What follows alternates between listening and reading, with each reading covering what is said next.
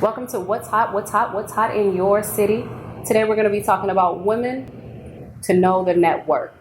It's about women who understand what it means to work after what they want and what they need, not letting anyone stop them, not letting anyone put any limitations on them. So we're going to talk about from our city, bringing you different people who are working, trying to do something good for their neighborhood. Today we have Q Day Brown with me off to my left, and we're going to talk to her about her interests, her goals, and something that she's going to bring. She's prominent in Youngstown, Warren, as well as Pittsburgh. So let's talk to Ms. Khan today. Thank you so much for joining me today on What's Hot in Your City.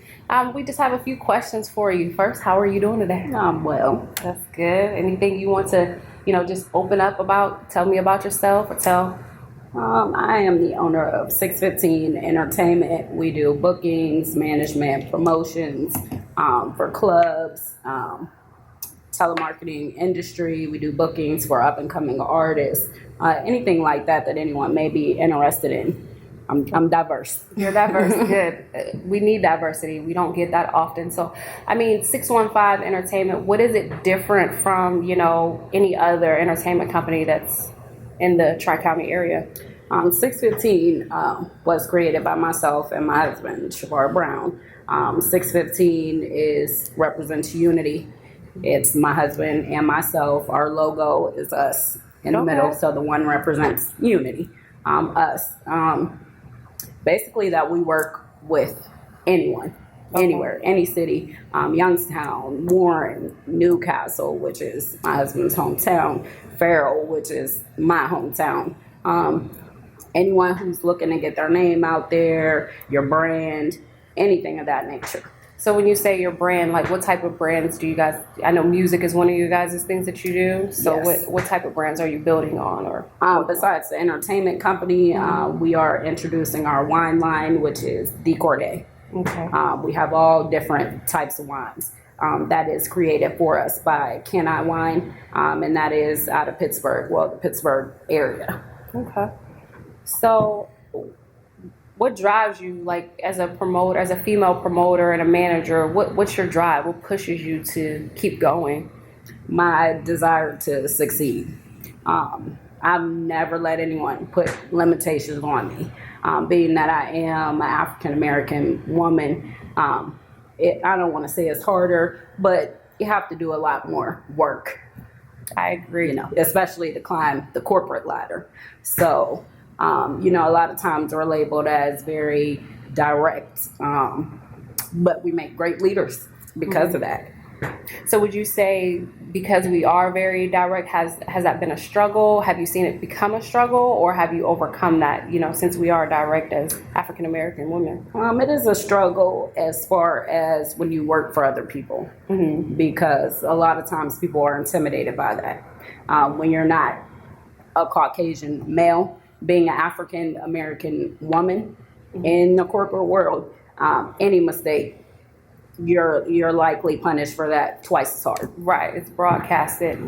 That's good. Almost like when Obama said the N-word, and it was, did he use it in context, out of context, or should he not use it at all? So that's good to hear that, being outspoken sometimes can be a struggle, but then you overcome it. We do have to work twice as hard. So as a woman that's building your own empire, how does your family fit in everything that you do? As I stated, it's my husband and I for 615. So basically we're paving the way for our family to be incorporated on the inside. Drivers to pick up artists to and from airport, travel, hotel, whether it's in the office, anything of that nature. Plus, my family is my support system. They make it able for me to be able to work, because I work days on end, hours and hours and hours. So would you say it's a little bit off a topic? So because you work hours upon hours, would you say this is a lifestyle more than a regular 9 to 5? It's a lifestyle. When you're building your own brand, there is no 9 to 5. You basically have to choose. Do you want to build this? Do you want to, you just have to make time for what's important. Wonderful. Okay. So, I guess the question I have for you, who in the industry would you say that you kind of look up to, or you find yourself, find similar likings to, as far as patterning yourself after?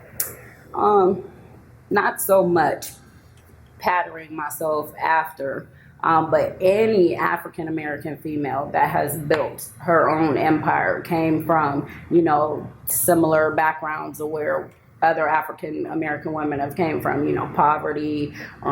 They watched their mother in a single parent household have to raise them by themselves. That's where I get my strength from. So, my desire is to never give up, never water yourself down or allow anybody to tell you what you can't do, because there are opportunities out there. Just because you have to work harder at it doesn't mean that it's impossible to achieve.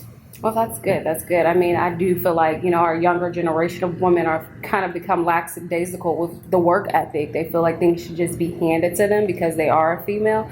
And it's like, okay, so how do we represent ourselves to show, okay, it's not just that you're a female, but you're empowered to be a female. And then on top of that, you're empowered to be outspoken. So definitely agree with you there. So as a young woman coming up, I mean, what are I read a lot. So that's how I find my way through business and how I found my business savviness, by also watching other people. What best read would you say or suggest that a young woman read who is trying to become an entrepreneur? Any book, I would say, by John C. Maxwell, any leadership book. He sold millions and millions of books, and they are interesting. I'm a reader, so any series of his books, like I've read multiple books by him. Teamwork makes the dream work, which is the common saying, and he does have a book. Right. Good. All right, so finally, if you had to envision yourself on the segment, it's called Women to Network, I would ask you this question: where would you see yourself in the next 5 years? What could we be looking forward to for 615 Entertainment? Well, there's a lot of things in the making. A lot of things that I can't really speak upon because they're in the making. But the wine line, of course, the D Corday, bringing artists, bigger name artists to bigger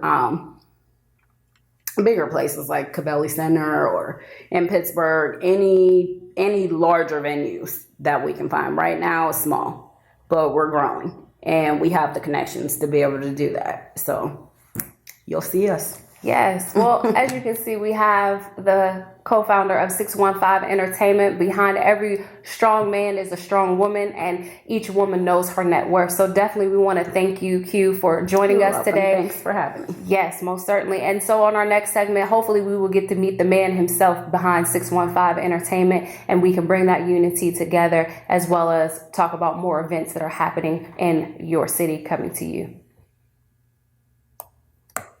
Yay. That was it.